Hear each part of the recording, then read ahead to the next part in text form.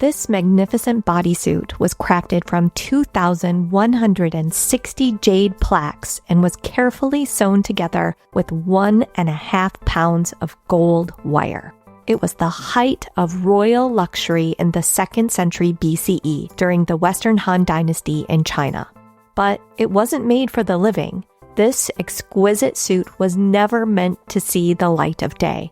It was meticulously crafted for the dead.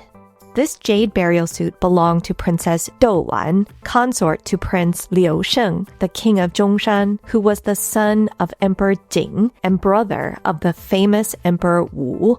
Emperor Wu is known for strengthening and expanding the Han Empire in the 2nd century BCE.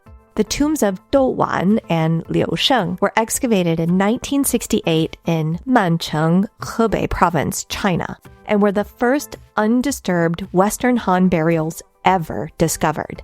The structure and plan of Liu Sheng's and Dou Wan's tombs differ from those in earlier periods, which were dug vertically into the ground. Liu Sheng and Dou Wan were buried in multi-chambered cave tombs hollowed out of a mountainside horizontally.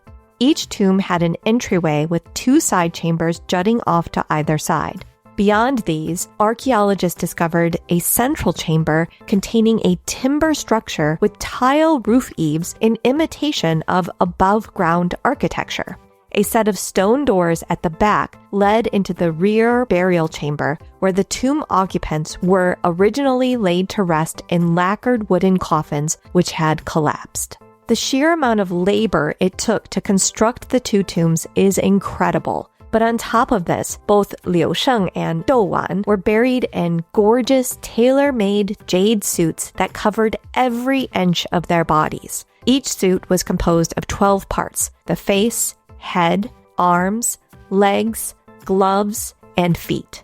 Liu Sheng's suit was crafted from 2,498 jade plaques drilled at the corners and carefully sewn together with 2.5 pounds of precious gold wire. The prince's suit even incorporated a much older Neolithic jade cong tube to contain his private parts.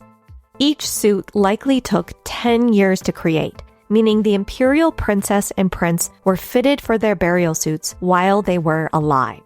Jade is a difficult stone to work, and in the ancient world, it required laborious hours of work to grind the hard stone into shape.